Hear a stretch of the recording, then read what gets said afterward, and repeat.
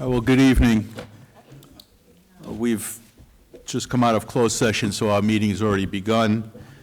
And I believe the board attorney wants to make some additions to the closed session comments? Yeah, just to note it. The agenda, I'm sorry. Yes, I apologize, Mr. President. Just noting, just one more time, that in executive session, as noted on the agenda, that the board did not discuss personnel items as noted in number 1. The board did not discuss HIV matters as noted in number 9. And in addition to the items noted in number 7, the board also discussed a challenge over policy 2551. So other than that, it was accurate.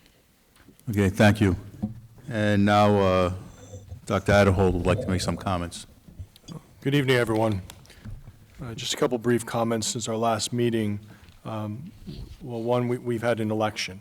So I wanted to just congratulate the 3 members of the board that in all candidates that ran, and thank them for everyone's desire to serve the community. Our congratulations to Rachel, Tony, and Michelle for their victory on that particular evening. But again, it's a credit to our whole community for the 5 members of the community that chose to run, and we thank them for their dedication and desire to work within the district to support the staff and the administration.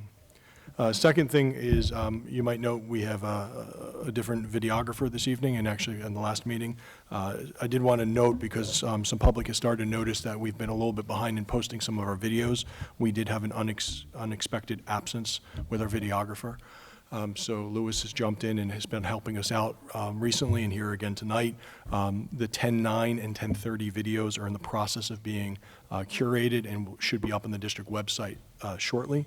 I want to thank Lewis for jumping in and helping us. Tonight on the board agenda, there's also an approved rate change so that we have an hourly rate for support with a videographer, since we do currently have an absence for the time being.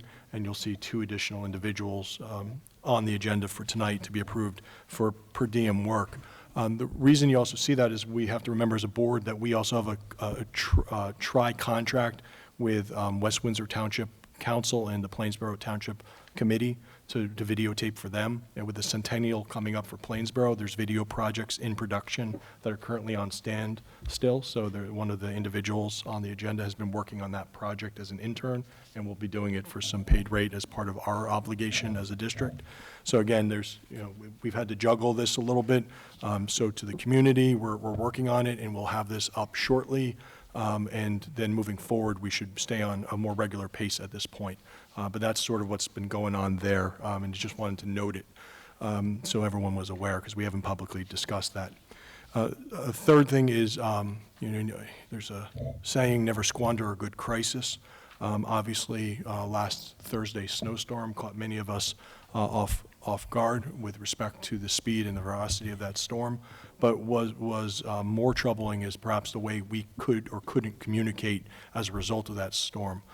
We have recognized a deficiency in our systems previously, most notably at the start of the school year, when we learned that the text functionality of Twitter was unsupported. As such, we lost our capabilities of tweeting out text messages to families. As a result, we began a process to start looking for a communication company. We interviewed 3 companies on Friday, and tonight we're walking in a contract approval with School Messenger. School Messenger is a communication software platform that will integrate with Genesis, so it's able to pull class lists, bus lists, grade level lists, school lists out of Genesis. So we'll be able to send voice calls, text messages, emails through School Messenger functionality. So something we've heard, and I've been here 10 years, and in the 10 years we have not had the opportunity to send voice message calls to parents, that parents were receiving messages 6 hours plus after they were sent. It's no way to communicate in this century, and so we need to fix this, and it's a recognized concern. School Messenger works in about 50% for about 50% of the children in the United States as a messaging system.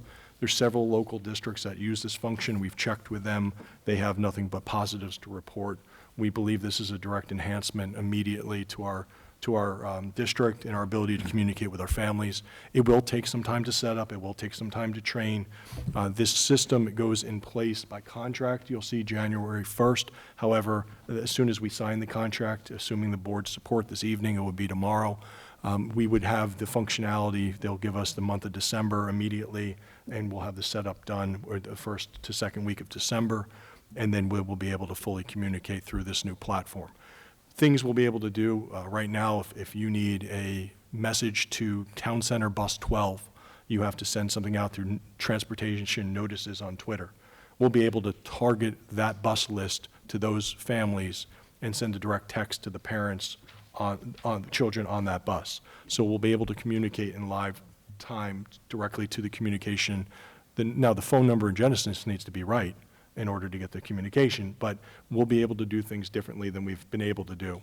Right now, if you want to send an email through Genesis, well, email in Genesis really our Gmail Genesis is not built to send emails. We've used it that way. But what happens is, if you send an email through Genesis, it does not send a group message. It sends one email at a time, attaches the message to it, and then sends it out. So if you're sending out a message to the school community, you're sending out 20,000 individual emails, that queues. If those have an attachment to them, it could take 3 hours plus, depending on the size of the attachment. So as you can imagine, that system has not worked it's not intended to work the way we've been using it. As such, we have to have a better tool. So you will see the school messenger in front of you tonight as a board, prorated for this year and then full contract for 18-19. Thank you. All right, thank you. One thing that I do want to bring up, since Dr. Adholt spoke about Thursday's storm, that it did catch I'll say the entire state by surprise. But one special thanks I want to make is to the teachers and staff who stayed with our children throughout the time, making sure that they were cared for, protected, entertained. A lot of these teachers and staff members had families to go home to themselves and had to face the traffic afterwards. So a special thanks to all of them who stayed and helped out. All right, now we have the student representative reports.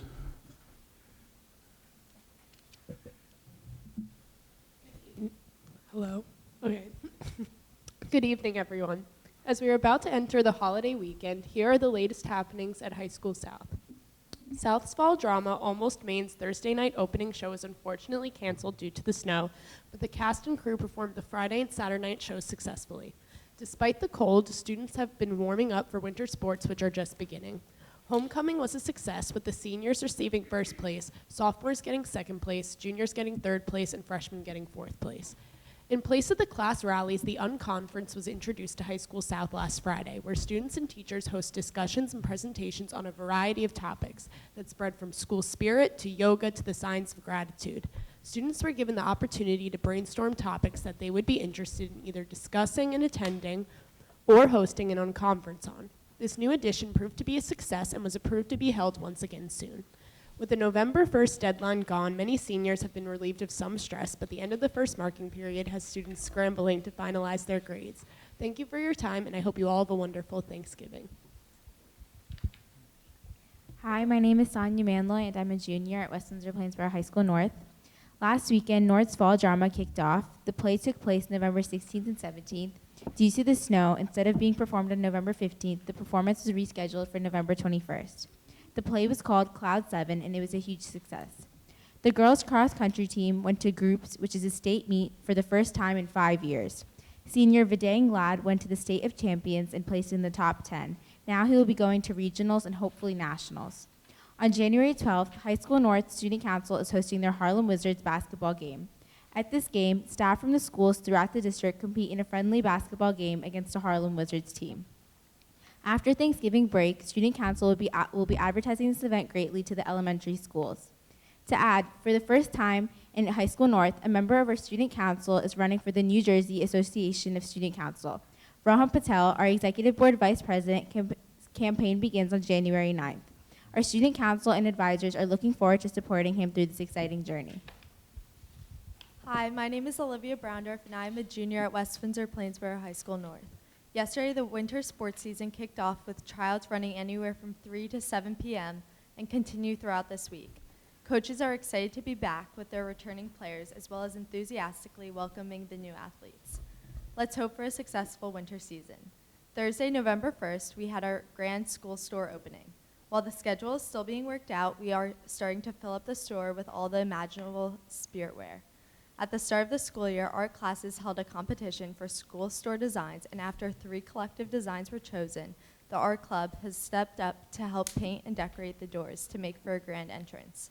Over this past weekend, students that partake in Model United Nations went to East Brunswick to compete with schools in surrounding areas, and students came out with individual awards to complement their work effort.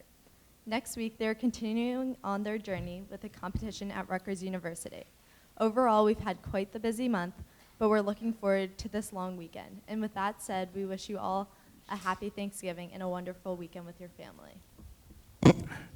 Thank you. Now we'll have the presentation on the comprehensive annual financial report. Okay, so each year we have we have an annual audit from a firm, that we contract each year to handle that audit, and so even though the report is not done yet because of certain GASB requirements, all the financial statements have been audited, and we have Mr. Scott Clellan from Wisson Company tonight to review his findings as well as the financial statements. 3 minutes? Should I start the button now? Take 4. Take 4, thank you. Well, good evening, and I appreciate the opportunity to be here tonight, and thank you, Chris, for asking me to come tonight to give a overview of the results of the audit for 2018. As Chris mentioned, at this point in time, in a given year, the audit's been finalized, and we've already filed with the state, and you're in the point of where you're approving. However, due to a new standard, the state is waiting for an audit to be done on their side to provide us with certain information regarding state health benefits, which has to be disclosed in your financial statements. So what I will tell you tonight is that what you have before you or what has been available for you to look at, the numbers are not going to change. The opinion's not going to change. It's in the draft. It's just we have 3 or 4 pages of additional note disclosures that have to go in there that hopefully will be available shortly. Just so you keep in mind, too, the December 5th deadline has been moved to the 21st, and it may even be moved later because we got information yesterday that they can't give us a date as to when the information will be firmly available to us. So it's a wait and see at this point, and every single district's in the same boat. I want to thank Dr. Adderhold and Chris and Larry LaCastro and Lou, I think he's lived here forever, for all their help during the process. This is Chris's first full year with the audit. Last year, I think he came in towards the end of the audit process, and in West Windsor-Plainsboro tradition, he followed in the same path that Larry Shannock had left and did a great job making sure that the audit went in according to plan. And as you'll see by the results of some of the items they're going to go over, the financial condition of the district remains very, very strong. I know you have a rating call coming up and your reserves and so forth, and that's going to have a big play in you maintaining your AAA rating when you go through that process. I also want to recognize the fact that you did pass the referendum, so congratulations on that. I know that was a long time preparing for that process, and again, congratulations. I also want to congratulate the board and the administration for 10 consecutive years of receiving the award from International ASBO, the Certificate of Excellence in Financial Reporting. Again, that's 10 consecutive years, which displays that the district and the administration and the board take their finances seriously and perform in accordance with guidelines, standards, statutes, and so forth, which represents the conclusion of this award. From a financial perspective, very, very consistent year. You maintain very, very good reserves, all within the standard boundaries and compliance with the state of New Jersey. You have cap reserves set aside for future use, and I know that that's part of a long-term plan. You have maintenance reserve, emergency reserve, and you also have a surplus that will be utilized in the 19-20 budget based upon the operations in the 2017-18 fiscal year. From a management report perspective, we have to issue the large 200-page financial numbers. We also issue a management report which identifies any internal control or significant compliance exceptions. And I'm happy to report for 2 years in a row, you will not have to approve any corrective action plan as there were no findings that warranted inclusion in the annual management report. So with that, I would be more than happy to open it up to any questions the board may have.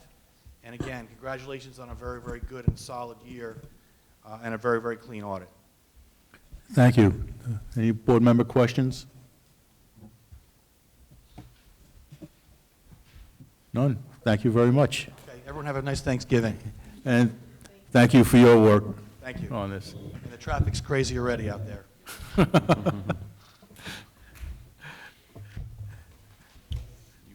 All right.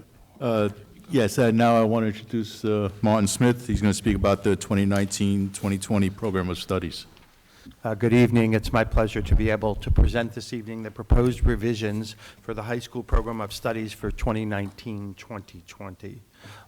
Tonight I'll be presenting those revisions, and then in December the board would actually vote on adopting the high school program of studies so that we have it ready in time for January when the students start the scheduling process for next school year. This year we're proposing some revisions in the following departments: the art department, the computer science business department, the math department, the music department, and the world languages department. So if you've been doing these for a couple of years, you'll notice not as many revisions as we've had in previous years. First, in the art department, Mr. Santoro worked with the teachers to update the course descriptions for 7 of the classes you can see there: Art Foundation, Sculpture and Ceramics, Printmaking, Computer Art and Design, Photography, AP Studio Art, and AP Art History. These are not significant changes to the course description. It's just that they hadn't been revised in decades, and the teachers wanted to be able to make sure that they were as clear as possible so that the students understood what was involved within the course. So they're really just kind of minor tweaks there in the art department. In the computer science business department, we do have a couple of more significant changes. The first is we've had a course on the book for the last couple of years called Digital Literacy. We're proposing to change the title of that class to Digital Communication, therefore updating the course description, and therefore it will require a rewrite of the curriculum this coming summer.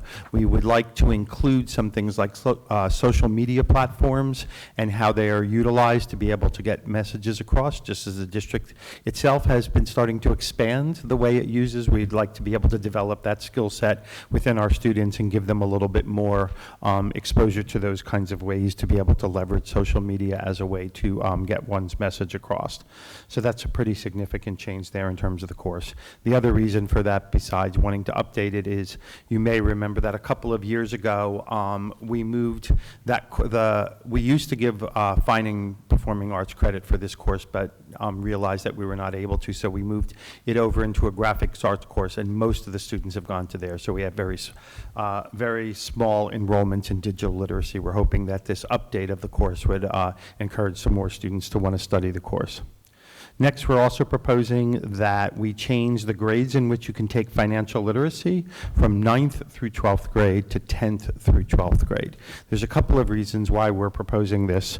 First, we do feel that students in 9th grade are not exactly thinking about future purchases and planning a long-term budget for the kinds of things that they would do as they become adults. So we think it's more appropriate to be a little bit older. But really, the main reason we want to propose this change is that we are looking to put in a transition program in the 9th grade for students to go from 8th grade to 9th grade to support them so that they would have meetings with guidance counselors, with some of the SAC members, the SAC team members, with the administration, with the nurses, just to facilitate that transition. And we're proposing that that would happen every other cycle out of their study hall. And since financial literacy also comes out of of there. We don't want ninth graders missing the study hall that often. They don't end up only with 3 study halls, actually only 2 study halls every 8 days if they were taking it. The good news is that we looked at the numbers currently for the numbers of ninth graders who are enrolled in financial literacy. There are 8 students at High School North and 2 students at High School South. So we're really not talking about impacting a large number of students. In general, students do not take financial literacy in ninth grade, so we just would like to formalize that it's a 10th through 12th grade class and not a 9th through 12th grade class. The next change, AP Computer Science Principles. You may remember that last year we did a significant change within the math department where we switched the sequence of courses. It had been that students took geometry in 9th grade and then algebra 2 in 10th grade, and starting this school year, we have students in 9th grade taking algebra 2, so they're going from algebra 1 to algebra 2, so that they will take geometry in 10th grade, so we needed to make an adjustment to reflect that change in the math sequence in the AP Computer Science Principles. Because right now, if we kept it the way it is, it would lock students out and have to wait until 11th grade to be able to take the course, and we don't want to do that. So we just have to adjust the what the prerequisite says there. Next, in the mathematics department, again, to follow that up, we did make that adjustment this year, so we currently have all 9th graders fundamentally taking Algebra 2, so we needed to readjust the course-taking sequence within there and the prerequisites. So just as an example, in pre-calculus, previously it said that you needed Algebra 2 to be able to go into pre-calculus, because you would have already have had geometry in 9th grade, so that was the 10th grade class, but now the class is geometry, so we're just switching what said Algebra 2 to geometry again. It doesn't really significantly change anything within it, it just updates it to reflect the changes that we made a year ago when we changed the math sequence to that. So there's several courses that have an updated sequence of courses that they're taking to reflect that. In the music department, again, Mr. Santoro worked with the teachers to update the course descriptions in a series of courses: concert band, symphonic band, wind ensemble, chorale, concert choir, chamber, and philharmonic orchestra, and also the music theory 1 course. Again, those are not significant changes, they're just tweaks to update it. It had been decades since they had been looked at. But the significant change within the music department has to do with the offering of honors credit. You may remember that in last year's program of studies, we proposed and then implemented honors credit for students in the 2 upper-level music classes, choir, band, or orchestra. We have implemented that this year, and as a result of those, we feel that the highest level in each of these areas should just get honors credit across the board, and that it's the second level where students could opt in or opt out. One, when the teachers finish the process of developing the requirements, fundamentally the requirements that they determine for honors credit are what the students at those levels are already doing. The other thing is we now have the numbers to see, the numbers of students who were interested. At High School North, almost 100% of students enrolled in honors in each of these upper level classes. At High School South, it was about 80% of the students. So most of the students we know are going to take it for honors anyway. So we're just proposing that those 3 upper level courses stay there. The second level courses would stay as they are this year, where students could either opt into an honors course or studied at the CP level, college prep. And then finally, one minor tweak in the World Languages Department. Previously, for Honors Spanish Cultural Studies, you had to take that course before AP Spanish Language. If you took AP Spanish Language first, you couldn't then go into Honors Spanish Cultural Studies, but we just want to change the prerequisites so that students could take those courses in either sequence, so that you may take Honors Spanish Cultural Studies, then AP Spanish Language, but you may take AP Spanish Language and then Honors Spanish Cultural Studies. What that does is, in the past, many students take the AP Spanish Language in 11th grade. They were forced into AP Spanish Literature as the only other course that they could take, and many students are not that interested in studying intensive literature at that level, so they were not going on, but yet some students, we feel, would want to continue studying a language, but more on the language and cultural end than the literature end. So we're just adjusting the prerequisites so that it allows that order to be either 11th and 12th, 12th, 11th, just kind of switch those things. So it just opens up the sequence of courses. So not too many changes. If you have any questions now, I'll take those questions now, or if you have questions between now and the December board meeting, please make sure, after this meeting, please make sure you get them to me, because we'll be discussing this at the curriculum committee meeting at the beginning of December, and then, as I said, voting on this at the December board meeting. Okay, I think Louisa has a question. Yeah, I'm just curious, if in the they're light. not taking financial literacy in ninth grade in school in the study hall thing, when are they taking financial literacy? Either in the summer, about 50% of our students are now taking the summer course that we offered, or they're taking it in 10th, 11th, or 12th grade. Any other questions? Carol?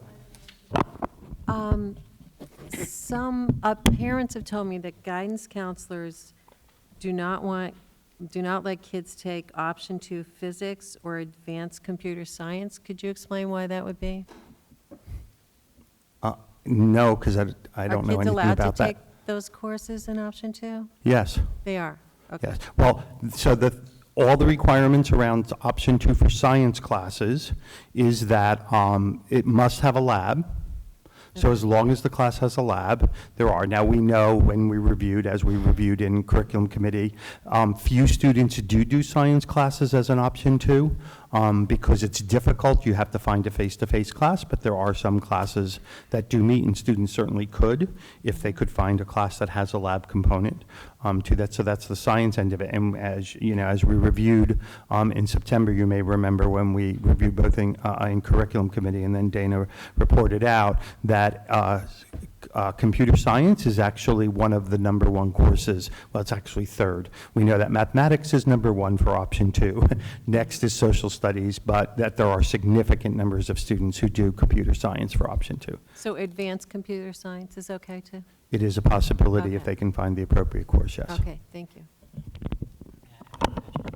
For Martin, some parents are telling me. Taylor, speak into the microphone. Yeah, can you hear Can't me? hear you. Okay. Can you hear me? Yeah. Okay.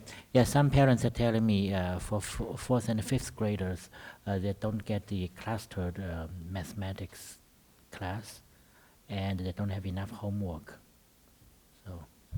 So those aren't issues that are directly related to the high school program of studies. If you'd like to bring those up later, Yeah, I it's could certainly different. Okay. talk to you about those, but Okay. those are not issues Gotcha. Okay. related to the program of Okay. studies. Any other questions? All right, thank you, and we'll be voting on this at our next board meeting.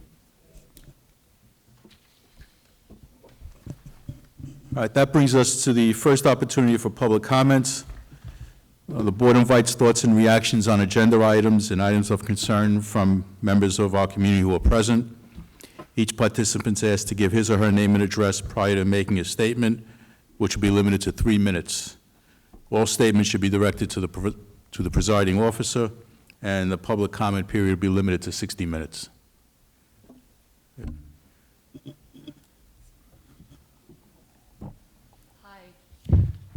Hi, my name is Lisa Wolf. I'm at 1 Partridge Run in Princeton Junction, West Windsor. So dear Ms. Krug, members of the Curriculum Committee and the Board of Education, I want to propose the Tools of the Mind curriculum for use in the kindergarten program, which is also recognized by the New Jersey Board of Education. I have corresponded with Martin Smith about the kindergarten curriculum, and he commented that there are a lot of similarities between the current curriculum and the one I'm proposing. At a cursory glance, there are similarities. The Tools of the Mind has such elements such as the buddy reading, which are found in both curriculums. However, the play planning in Tools of the Mind is not. This may seem minor, but it's an important distinction. In play planning, the students can draw and or write their play scenario. This type of writing and drawing is completely different from journaling or what is taught in the district's writing workshops. In the writing workshops, the students writes, draws, dictates a single event. And after Unit 1, the use of sounds that can help us write letters, words, or sentences are no longer used, according to the district's website. So the benefit of the play planning is twofold. First, children work at their own level by either drawing or writing or both. This evens a playing field between the students who can and cannot read at the beginning of the year, and then by year end, the students are near equal ability.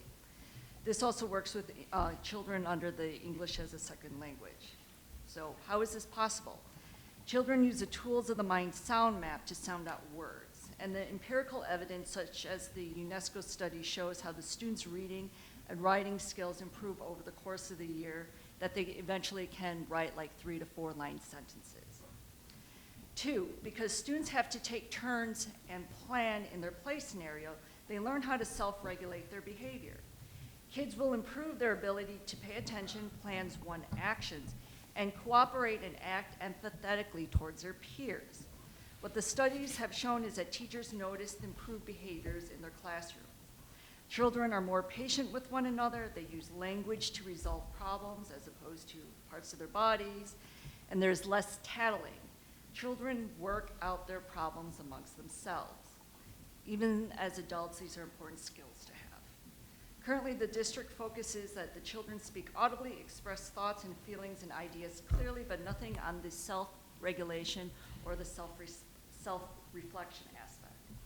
So I brought hard copies of the brochures that I can provide that provide an overview of the Tools of the Mind curriculum, as well as hard copies of the studies that I've mentioned. And I want to thank Martin Smith for corresponding with me, as I know he has a difficult task of overseeing the whole K through 12 curriculum, as I know that is not an easy feat. And I just want to also thank Dana for suggesting to me to speak at this meeting, and also have a happy Thanksgiving. Thank you.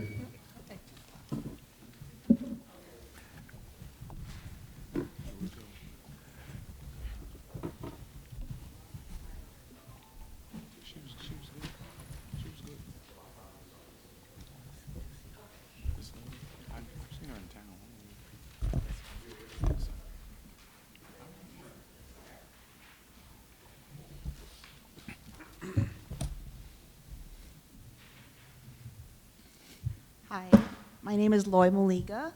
I'm at 10 Silvers Lane in Plainsboro. This kind of ties into your kindergarten talk here, actually. But anyway, I just want to say thanks for this opportunity. And also congratulations on the referendum. I was really happy to vote for it and support it. And I didn't make a meeting, but looking through the documents, it was obvious that everyone invested a lot of time and thought into putting that together. So while going through the referendum, it made me think of something else, because it was basically about improvements, physical improvements to the buildings and also to the curriculum. So it made me think, because I have 3 kids in the district, 1 6th grader, 2nd grader, and 1 kid coming into kindergarten. And that's the kid that I'm here to talk about, since he's coming into kindergarten. I was just wondering if there's been talk of having a full-day kindergarten because of the talks of the referendum and improvements in space, because I'm at Wyckoff, and I know that there's no space anywhere in the building, but I just kind of want to put it out there, because this is my last child going through, and I know probably the people that only care about it are the kids that are coming in, that have a kindergartner, but it seems to me that we are one of the few districts that don't have it, and I'm sure you guys have all talked about this and have gone through it, but I'm just wondering if that's somewhere in the future, or a possibility of happening maybe next year. No, but in the future, because I think it's a big concern of most parents, and I'm probably one representing a lot of people who also have the same idea, same thoughts of that there isn't a full-day kindergarten here. So I wasn't right sure if this was the correct forum to do it, but I just want to put that out there and see if there hopefully will be any talks, because I think that would be a benefit not only to parents and the school district and whatnot, but yeah, I guess that's why I'm here. Thank you. Thank you.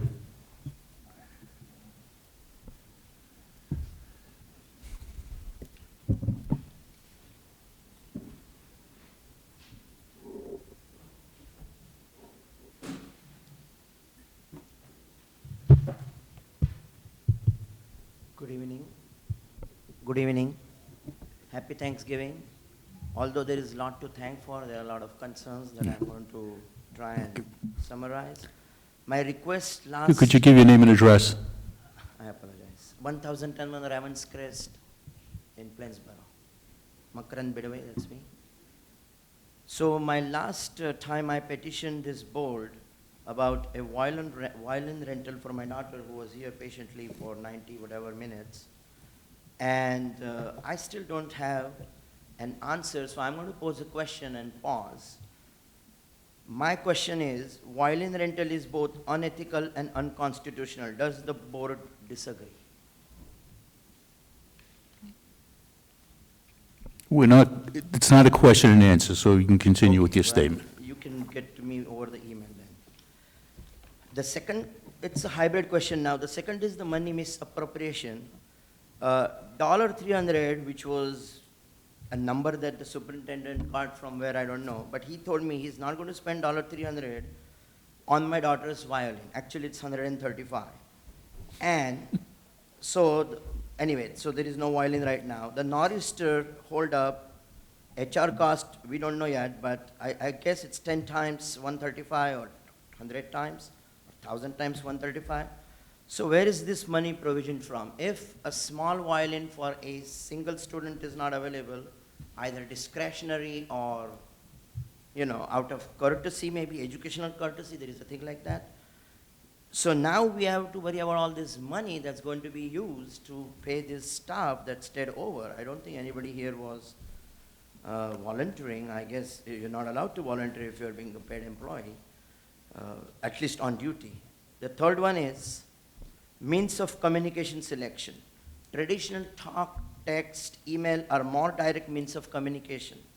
Twitter is a broadcast and a First Amendment microblogging tool. Why use a fancy medium but not a traditional medium? People have problem getting through Twitter. Why am I not getting emails, phone calls, text messages that the buses are delayed or the schools are dismissed or not dismissed or there is a stayover, or whatever. So there is a lot of confusion in ordinary folks. Journalists use Twitter, our president uses Twitter, but I don't think ordinary office goers use Twitter as much. I use Twitter, but very rarely. Next is fourth, and there is two more topics. Mental preparedness. It so happened about 12 years ago, I was in a district, I went there, and within 15 minutes, the PA announcement came that the storm is worsening, we are dismissing the school right away. My question is this district prepared come Monday morning, well, even tomorrow morning, if something were to happen, and suddenly there was a thing like cloud burst? What is the provision to dismiss 9,000, 10,000 kids within 20 minutes, 30 minutes? Not this 3-hour delay, and we can't do it. Or what's the alternate provision to keep the kids in the building, which I guess are good shelters, till the next morning maybe? Feed them, give them board games, watch movies, whatever. What's the point plying the buses through the sleet and the sticky snow and what have you, and raise people's blood pressure? And finally, but more importantly, two wrongs don't make one right. The first wrong was the failure to see the storm was coming, and then the failure to acknowledge that the storm was coming in spite of news build-up through the week. So it's one thing you Okay. see the storm. I know. Thank you. Okay, I'll email this part. Thanks. Thank you.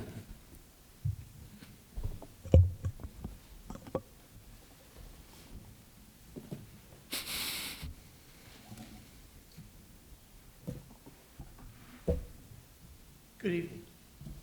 My name is Bruce Amastrelli, and I'm the president of the Teachers Union. We're closing on a busy time of the year, and later this week, I think many of us are going to take time to reflect and to thank. And first of all, I would like to thank all the residents of West Windsor and Plainsboro who participated in this recent election. Thank you. I would like to thank them for the decision that they made so that we can move forward into the future. Secondly, I would like to thank all the candidates who ran in this past board election. Thank you for stepping up to your civic duty, and I'd like to especially thank Rachel and Michelle and Anthony for signing up for another 6-year deal. I'm sorry, 3-year deal. I'm just joking on that one. In light of the recent weather, I'd like to make a comment or two on that. I would like to publicly thank all the staff who jumped in that Thursday afternoon.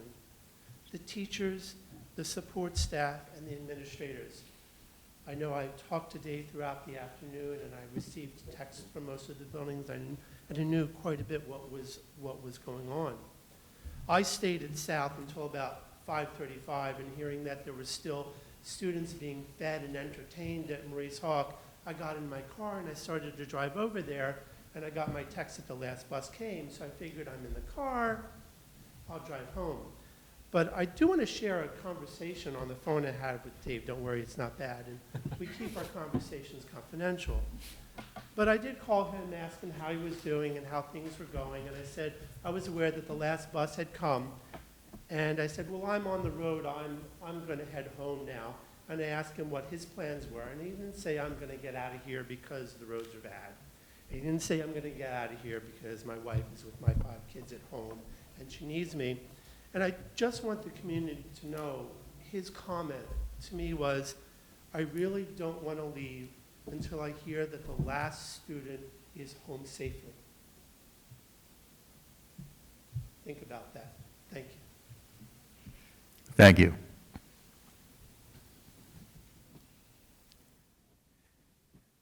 Anyone else? All right, we'll close the public comment, and that'll bring us to committee reports. I did want to bring up one thing about you mentioned the full-day kindergarten, and I didn't want to let that go.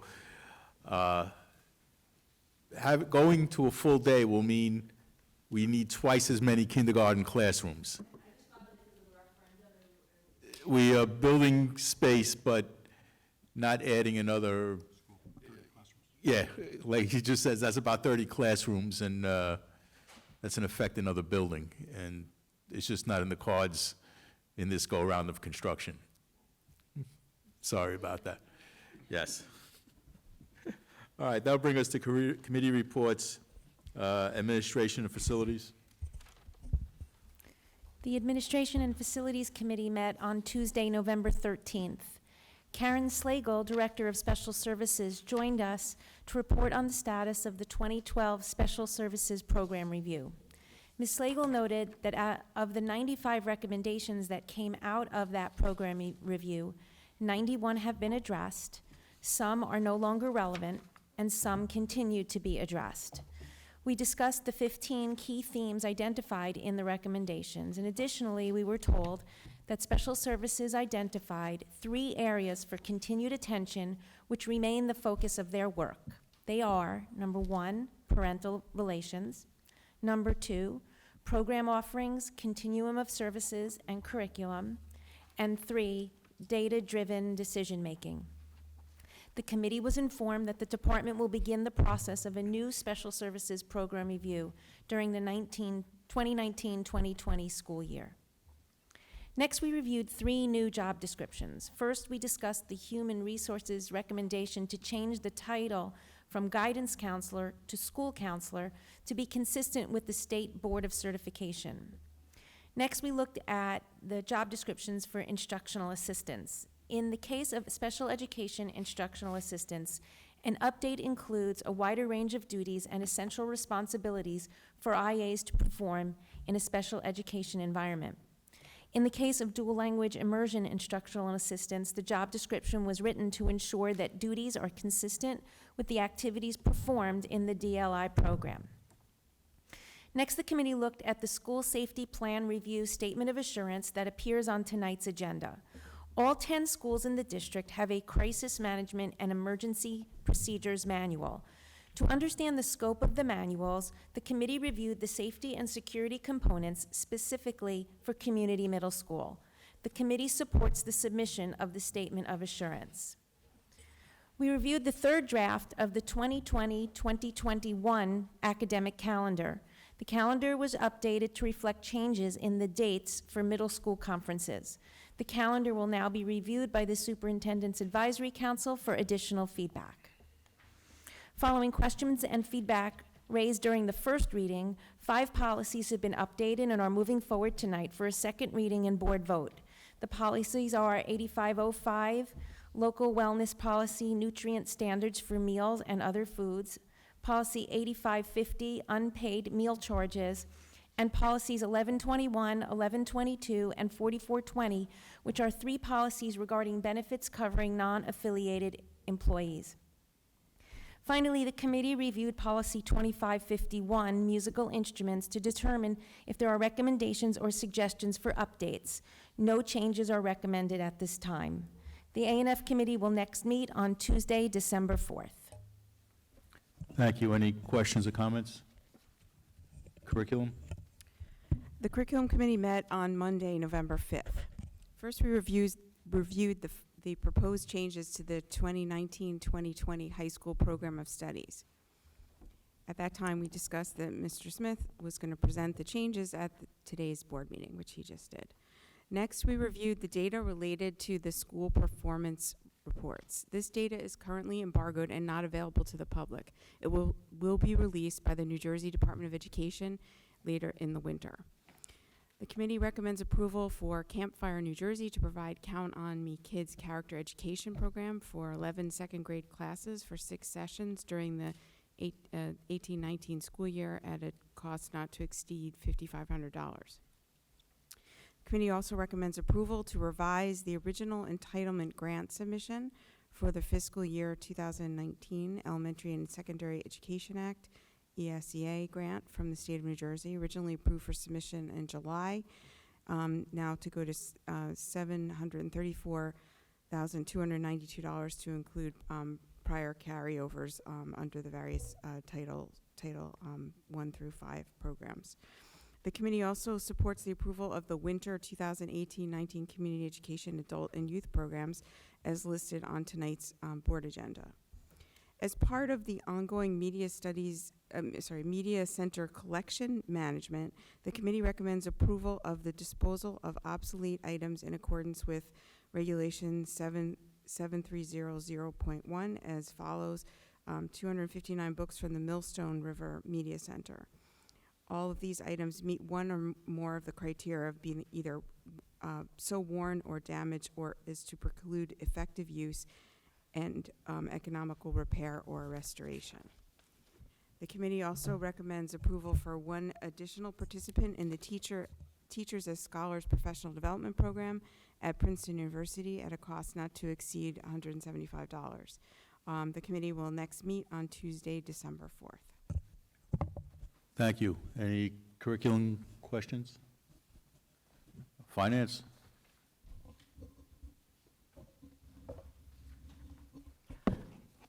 The Finance Committee met on November 13th. Mr. Scott Clellan from Whiston Company presented the results of the audit to the committee.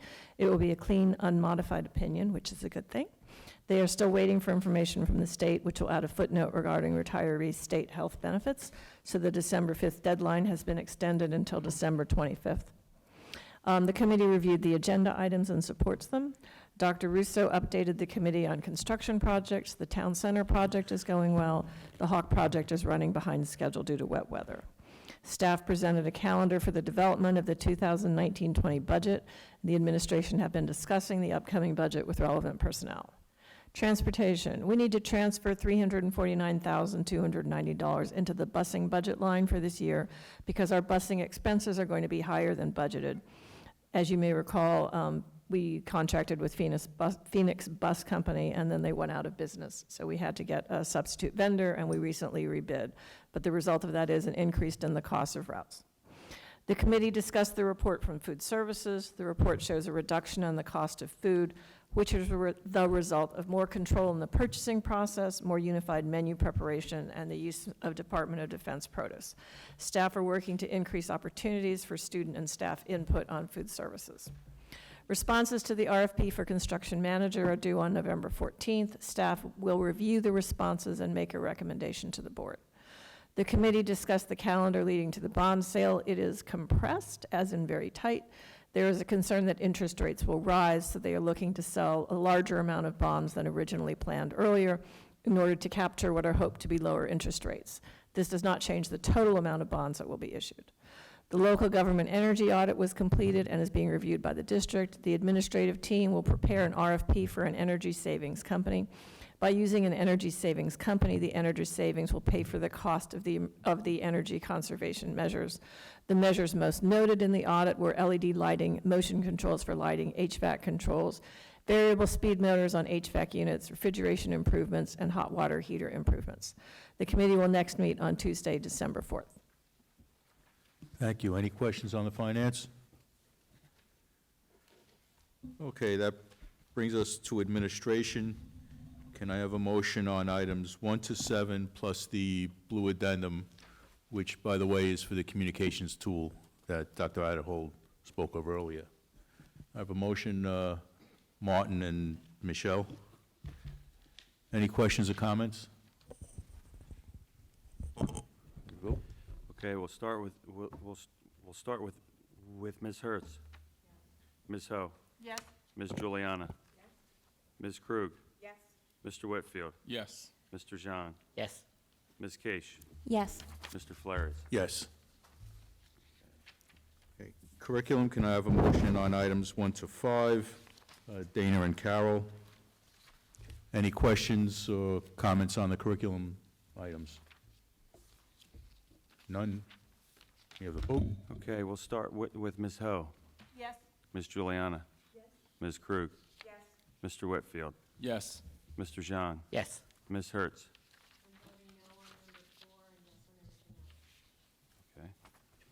Okay. Ms. Case.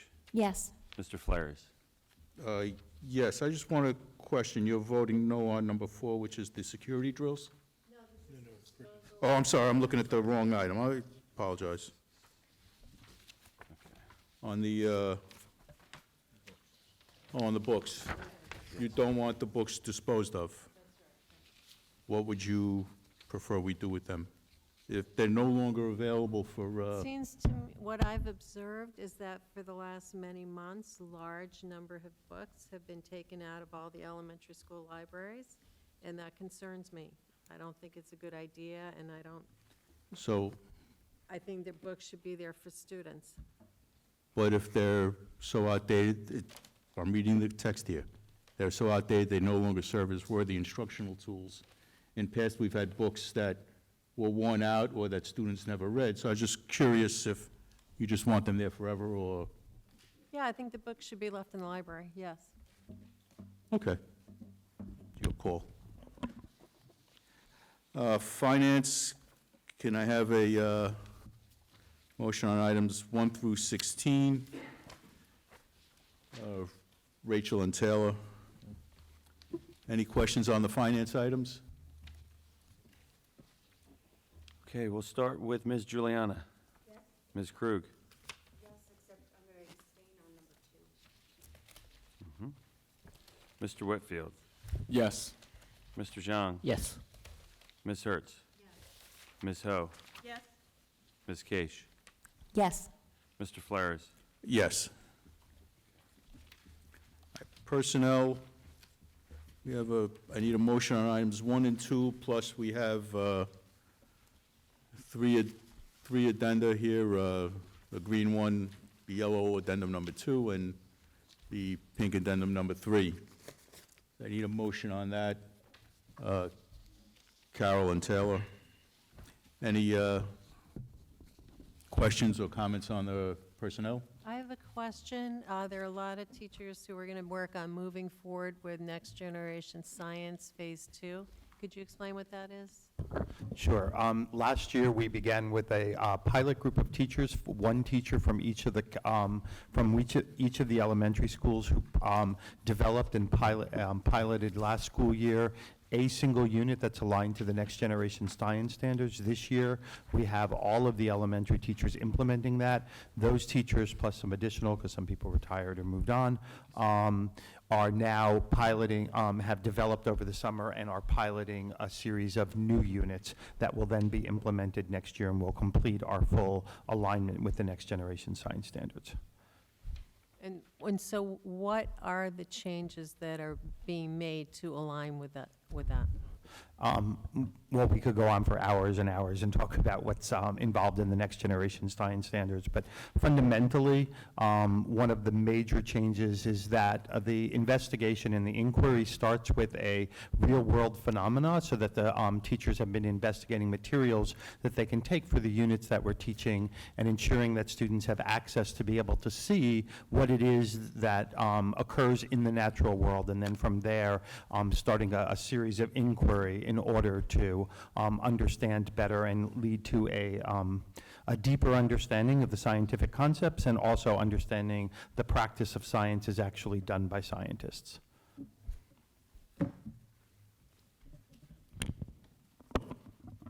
Okay, any other questions on the personnel? You have the vote? Okay, we'll start with Ms. Krug. Yes. Mr. Whitfield. Yes. Mr. Zhang. Yes. Ms. Hertz.